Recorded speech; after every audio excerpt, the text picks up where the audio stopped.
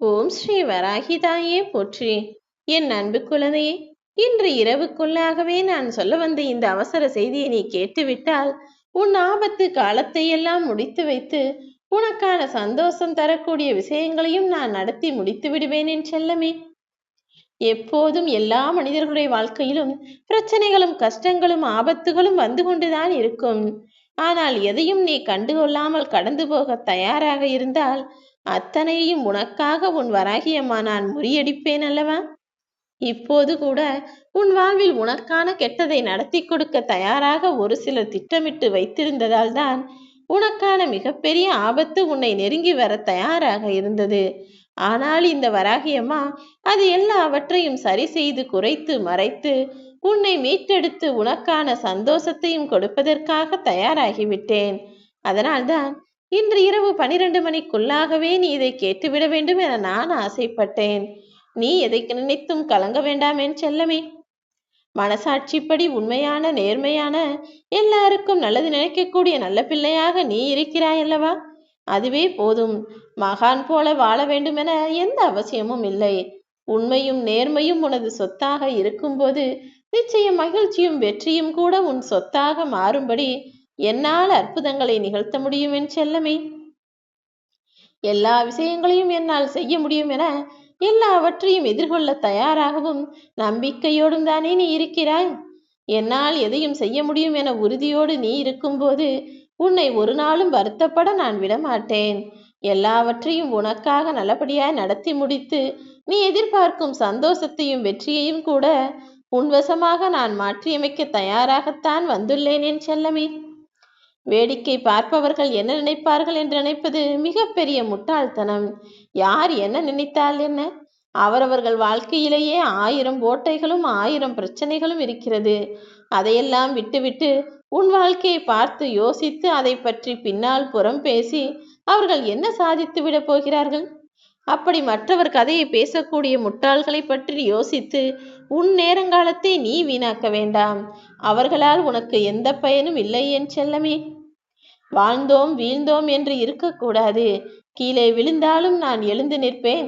விதையாகத்தானே கீழே விழுந்திருக்கிறேன், பெரிய மரமாக எழுந்து நிற்பேன் என எல்லார் கண் முன்னாலும் நீ ஜெயித்து வாழ்ந்து காட்ட வேண்டும். ஐயோ விழுந்து விட்டோமே என வெல்ல முயற்சிக்காமல் தோற்று போய் சோர்ந்து போய் வாடி வதங்கிவிடக் கூடாது என் செல்லமே. வாழ்க்கை என்றால் எல்லா பிரச்சனைகளும் வரத்தான் செய்யும்.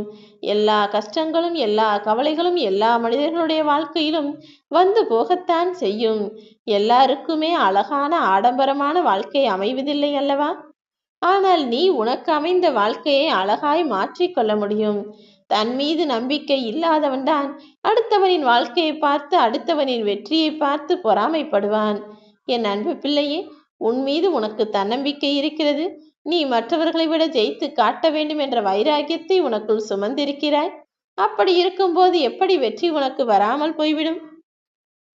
நிச்சயமாக யாருக்குமே கிடைக்காத மிகப்பெரிய வெற்றியையும் மிகப்பெரிய சந்தோஷமான அதிர்ஷ்டம் நிறைந்த வாழ்க்கையையும் உன் வராகியம்மா நான் உனக்கு துணையாய் கொண்டு வந்து சேர்ப்பேன். எப்போதும் நான் உன்னையே நினைத்து வணங்குகிறேனே வராகியம்மா, இதுவரையிலும் எதுவுமே நல்லது நடக்கவில்லையே என நினைக்காதே. குடையை வைத்து கொண்டு மழை பெய்யும் போது அதை தடுத்து நிறுத்திவிட முடியாது. ஆனால் அந்த மழை நீர் உன்மீது படாமல் நீ நனையாமல் உன்னை கம்பீரமாக நேராக நிமிர்ந்து நிற்க வைக்க கூடியதுதானே அந்த குடை. அப்படிதான் உன் வாழ்விலும் பிரச்சனைகள் வராமல் நான் தடுத்து நிறுத்தப் போவதில்லை. அதற்கு பதிலாக அந்த பிரச்சனைகள் கஷ்டம் எனும் மலையிலிருந்து உன்னை காப்பாற்றக்கூடிய குடையாக உன்னை நெஞ்சுக்கு நேராக நிமிர்ந்து நின்று வெற்றியை பெறக்கூடிய ஆளாக நான் உருவாக்குவேன். நீ என் மீது வைக்கக்கூடிய நம்பிக்கை என்பது சில நேரங்களில் உனக்கு நினைத்த விஷயத்தை நடத்தி முடித்து கொடுக்காமல் வெற்றியை தராமல் கூட இருக்கலாம். ஆனால் உன் வாழ்க்கையில் நீ பெரிய சவால்களை எதிர்கொள்வதற்கு அது சக்தியை தருமல்லவா? அப்படி நீ பட்ட நம்பிக்கையை ஏன் என்னிடம் கொடுக்காமல் விலகுகிறாய்? உனக்கான நம்பிக்கையும் உனக்கான நல்லதையும் உன்வசமாக நான் கொடுக்கத்தான் போகிறேன் என் செல்லமே. போலியாய் பேசி பொய்யாய் நடித்து மற்றவர்களிடம் நல்ல பெயர் எடுப்பதை காட்டிலும் வெளிப்படையாய் உன் மனதில் பட்டதை பேசி நீ கெட்டவனாய் பெயர் சூட்டப்பட்டாலும் பரவாயில்லை, அதில் எந்த தவறும் இல்லை. உன் மனதில் நினைத்ததை தானே நீ பேசினாய். அது மற்றவர்களுக்கு தவறாயிருந்தால் அதற்கு நீ என்ன செய்ய முடியும்? நீ யதார்த்தமாக உண்மையாய் நேர்மையாய் வாழக்கூடிய ஆள். ஆனால் அதை கேட்பவர்கள் எல்லாரும் அப்படி இருக்க மாட்டார்கள் அல்லவா? நீ பேசக்கூடியது மற்றவர்களுக்கு கெடுதலாக இருக்கலாம், அவர்களுக்கு கஷ்டமாக இருக்கலாம், அல்லது வருத்தத்தை கொடுக்கும் விதத்தில் இருக்கலாம். ஆனால் நீ வேண்டுமென்றே ஒருபோதும் யாரையும் குத்தி காட்டியோ குறை சொல்லியோ பேசுவது கிடையாது. அப்படி இருக்கும்போது நீ நேர்மையாய் உன் மனதில் பட்டு அதை பேசுவதை எப்படி அவர்கள் தவறென்று சொல்ல முடியும்?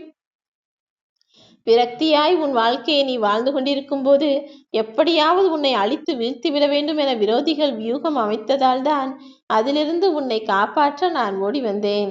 விரக்தியில் இருப்பதால் நீ என்ன நடக்கிறது ஏது நடக்கிறது என்பதை புரியாமல் வாழ்ந்து கொண்டிருக்கிறாய். உன்னை சுற்றி எவ்வளவுக்கு எவ்வளவு நல்ல விஷயங்கள் நடக்கிறதோ அதைவிட கெட்ட விஷயங்கள் நிறைய நடக்கிறது. நீ விரக்தி ஏற்படும்படி உனக்கு கெட்டது செய்தவர்களும் அவர்கள்தான். இப்போது உன் வாழ்க்கையில் அழிக்க துடித்தவர்களும் அவர்கள்தான். இருந்தாலும் அவர்கள் செய்யக்கூடிய வியூகத்தை உடைத்தெறிந்து உனக்கான சக்தியை நீ பெறக்கூடிய அளவில் மன உறுதியோடு இரு. நீ செய்த தவறுகளையெல்லாம் மறைத்து சரி செய்து உனக்கான நல்லதை நான் கொடுத்து கொண்டுதானே இருக்கிறேன். இனிமேலும் நீ அறியாமலேயே பல விஷயங்களை உனக்கு கொடுக்கக்கூடிய தெய்வமாக நான் இருக்கத்தான் போகிறேன். இதுநாள் வரை உனக்கு கிடைத்தது உன்னை விட்டு தொலைந்து போகலாம். உனக்கு பிடித்த விஷயங்களை எல்லாம் நீயே ஒரு கட்டத்தில் வெறுத்தும் போகலாம். ஏன் தெரியுமா? இந்த உலகத்தில் நிரந்தரம் என எதுவுமே கிடையாது. பெற்றதை இழக்க நேரிடும், பிடித்ததை ஒரு நாள் வெறுக்க நேரிடும். எல்லாமே எல்லார் வாழ்க்கையிலும் எதிர்பாராமல் நடப்பதுதான் வாழ்க்கை. உனக்கு ஒரு நல்ல நேரம் வரும், உன் வாழ்வில் நல்ல காலம் பிறக்கும் என நான் சொல்லிக்கொண்டே இருந்தேன் அல்லவா? இதோ இத்தனை நாட்கள் நீ எதிர்பார்த்து காத்திருந்த வெற்றியை இப்போது உன் கரங்களில் கொடுப்பதற்கான நேரம் வந்துவிட்டது.